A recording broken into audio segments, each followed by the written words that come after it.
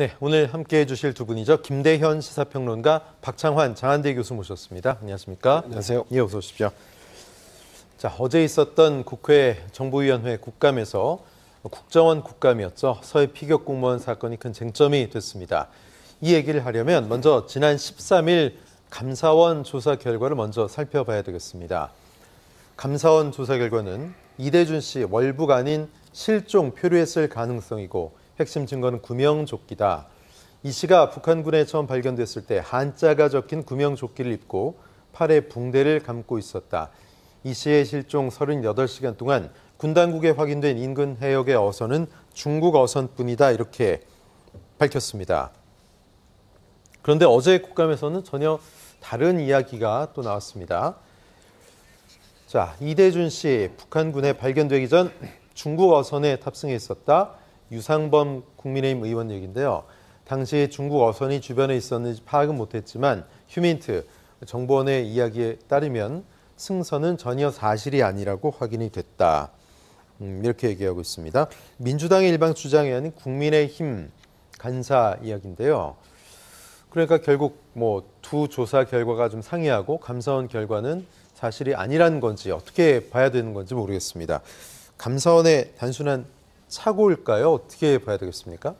자, 감사원의 지난 정부에 있었던 이 해수부 공무원의 북한 피격 사건, 이 사건에 대한 총체적인 조사는 국정원을 비롯해서 당시 청와대 또 해경 온갖 그 유관된 부서, 국방부까지 포함해서 모든 부처를 다 대상으로 조사를 실시했던 내용이고, 네. 어제 국정감사는 그 중에서 하나의 부처인 국정원만을 대상으로 했습니다. 그렇기 때문에 국정원의 입장이 고스란히 반영돼 있고 국정원만의 입장을 고려할 측면이 있다라고 보고요. 네. 감사원은 그 이외의 기타 등등의 유관부처의 조사를 총체적으로 종합한 결과를 발표했다는 점에서 약간은 차이가 존재할 수밖에 없다라는 것을 좀 이해할 필요가 있을 것 같고요. 네. 자, 여기서 이제 중요한 거는 그러면 월북이냐, 자진 월북이냐 아니면 역시나 실족에 의한 표류인데 이 실족에 의한 표류된 국민을 제대로 지키지 못하는 것이냐에 대한 이런 상반된 시각이 충돌하고 있는 상황인데, 네.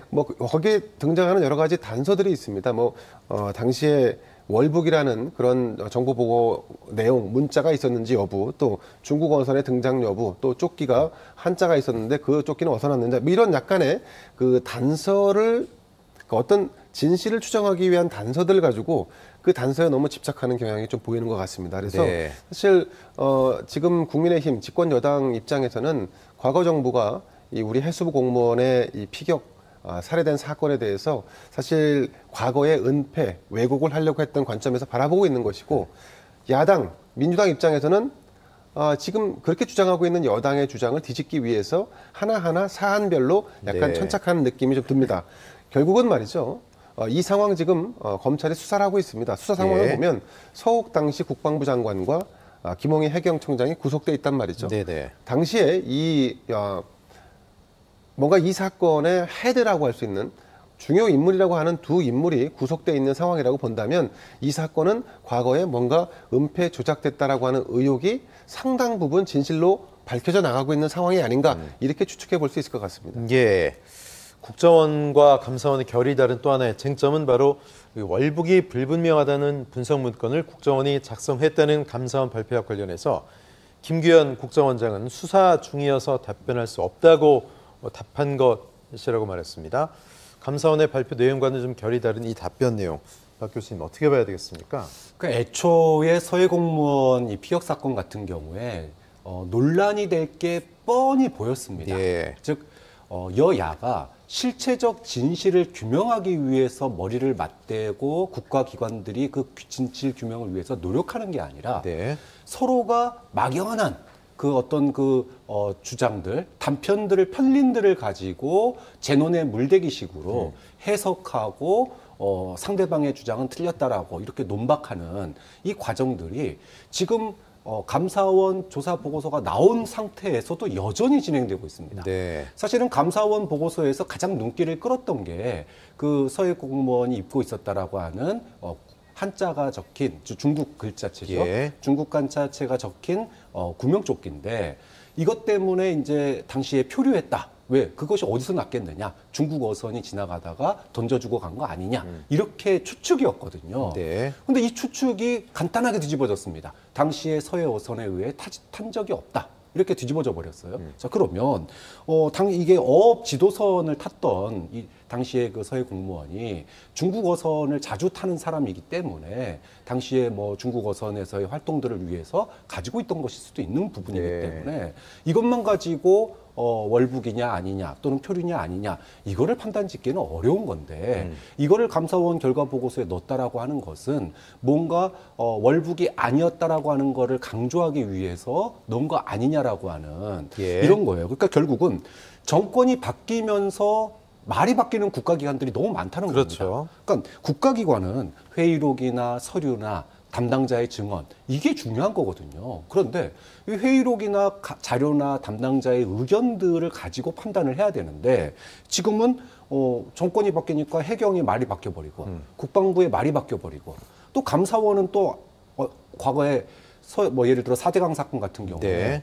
감사원 정권 바뀌니까 감사원의 결과가 바뀌어버리는 일들을 우리 많이 봐왔거든요. 예. 자, 이런 상태에서 과연 이런 국가기관들의 정권에 따른 말바꾸기를 국민들이 이게 실체적 진실에 더 규명해 가는 건지 네. 아니면 새로운 혼란을 가중시키는 건 아닌 건지 예. 이런 부분들에 대해서 의심의 눈으로 바라볼 여지가 또 하나 생겼다는 점에서 정말 국민들이 실체적 진실을 원하는 국민들 입장에서 보면 예. 오히려 더 혼란만 지금 국가기관이 가중시키는 거 아니냐 예. 이런 볼멘 목소리가 나올 수밖에 네, 없는 거죠. 교수님 말씀대로 실체적 진실로 가는 길 굉장히 좀 길이 꼬이고 방향타가 설정이 안 되는 그런 느낌이 드는데 이것을 국가기관이 자처하고 있는 건 아니냐 이런 생각도 듭니다.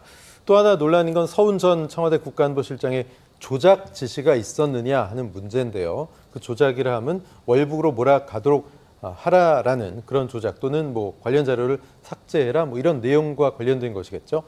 구속된 서욱 전 장관 그리고 김홍희 전 해경청장이 서 전 실장을 지목했다는 게 검찰에서 흘러나온 이야기 같은데 이게 사실이라면 매우 위중하죠. 그런데 또 궁금한 의문이 드는 구절은요. 서욱 전 국방장관과 김홍희 전 해경청장이 지난주에 구속됐죠. 그런데 첫 검찰 조사에서 모든 게 다 이야기가 나오고 이게 좀 밝혀질 수 있는 그런 사안입니까? 어떻게 보십니까? 글쎄요. 이 부분은 서욱 전 국방부 장관, 김홍희 전 해경청장 그러면 한 부처의 장을 지낸 분들입니다. 네. 그런데 이분들이 손바닥 뒤집듯이 구속심사 당시에는 그런 뭐랄까요 자료 삭제라든지 이런 예. 지시한 적 없다라고 항변을 했던 분들이에요.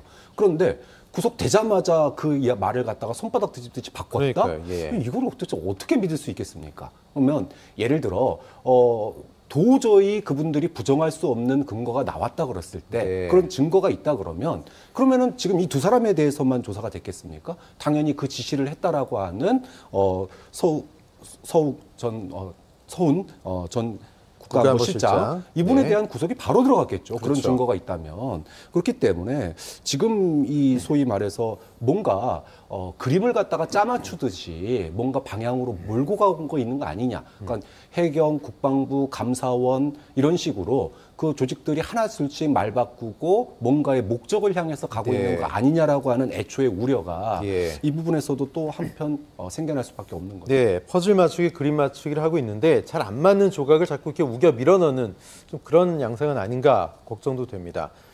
관련자들이죠. 서훈 전 국가안보실장 그리고 노영민 전 대통령 비서실장, 박지원 전 국정원장이 기자회견을 가졌습니다. 어떤 주장이 핵심인지 영상으로 직접 확인해 보겠습니다. 청와대는 정보를, 첩보를 생산하는 기관이 아닙니다. 생산된 정보와 첩보를 보고받는 곳입니다. 청와대가 정보나 첩보의 생산 기관에 정보를 삭제하거나 수정하라는 지시를 했다는 일부 언론의 보도는 제가 아는 한 전혀 사실이 아닙니다. 국정원이 첩보를 삭제한다고 해도 원 생산 부서, 즉 국방부의 감시입니다. 제가 삭제를 지시한 적도 없지만 설사 지시를 했다 해도 개혁된 국정원 직원들은 이러한 지시를 따를 만큼 타락한 바보들이 아닙니다. 근거 없이 월북으로 몰아간 적도 없고 그럴 이유도 실익도 없습니다. 국민의 생명과 명예를 놓고 근거 없는 조작은 상상할 수도 없습니다. 네, 전 문재인 정부에서 핵심 요직을 지낸 관련 장이었죠. 세 분의 오늘 기자회견 여러분 어떻게 보셨습니까? 일단 이대준 씨 사망한 공무원 고 이대준 씨의 유족 측은 크게 반발하고 있어요. 지금 유족들이 문제를 제기하고 있는 것은 줄기차게 해왔습니다. 네. 이 사건이 처음 불거졌을 때부터 그리고 지금 오늘 현재까지 월북이라고 주장하는 근거가 무엇이냐, 자료를 내놔라, 네. 설명해달라, 그리고 진실 규명을 해달라라고 하는 요구, 북한에도 그런 진실 규명에 동참할 수 있도록 정부가 나서달라라고 하는 요구, 그리고 또 한 가지 당시 지휘 라인들이 그 당시 어떤 역할을 했는지에 대해서 소상히 설명해달라. 이거는 일국의 국민이 정부를 상대로 해서 요구할 수 있는 정당한 요구라고 봅니다. 네, 가족의 죽음의 관계를 밝히기 위해서. 그렇습니다. 그렇죠? 그럼에도 불구하고 이 사건에 대해서 어느 누구 하나 나서서 속 시원하게 유가족을 설득하거나 유가족에게 그 유가족이 원하는 어떤 궁금증을 해소시켜준 사람이 없기 때문에 지금 이 상황까지 왔다. 이렇게 네. 볼 수 있을 것 같고, 그렇기 때문에 이 월북 조작 은폐 의혹 사건이 이렇게 발달이 된 거고 제기가 된 겁니다.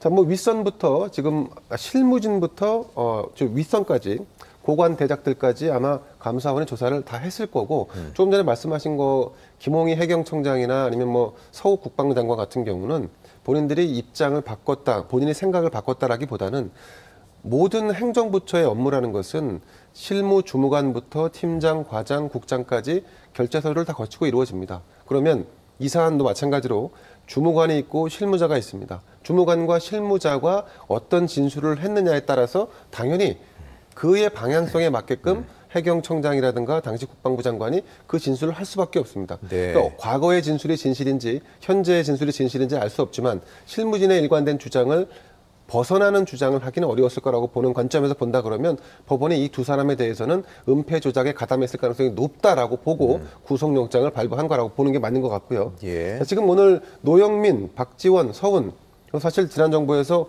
고관 대작을 지내신 분들 아니겠습니까? 네. 이 이대준 씨 등 서해 피격 공무원 유족들이 이런 사실 유력한 인사들과 어떻게 보면 계속해서 신경전과 아니면 좀 더 확대 해석하면 일종의 전쟁을 치러왔던 것인데, 자, 이들이 다 물러난 상태에서 이제는 본질적으로 한번 좀 이 사건에 대해서 다시 한번 살펴볼 필요가 있는 겁니다. 대한민국 정부가 공무원이 국민의 생명과 안전을 지키기 위해서 제대로 제 역할을 하지 못했다라고 하는 비판에서 자유로울 수 없다면, 무언가 미흡한 점이 있다면 그거는 공직의 무게로 모든 책임을 져야 한다. 그런데 이 사건이 제대로 전개되기도 전에 본인들이 나와서 이른바 여론전을 펴는 거지 않습니까? 우리는 아무 문제가 없다, 아무 죄가 없다. 이러면 어떤 결과로 이어지는가? 그럼 결국은 지난 노무현 전 대통령이 겪었던 것처럼 문재인 전 대통령도 실무진과 장관급, 차관급들이 나는 아무 문제 없다라고 얘기하면, 그러면 이 미흡했던 대한민국 국민의 생명과 안전을 지키는 일에 대한 최종 책임은 결국 문재인 전 대통령에게 떠넘겨지는 방식으로 흘러갈 수밖에 없다.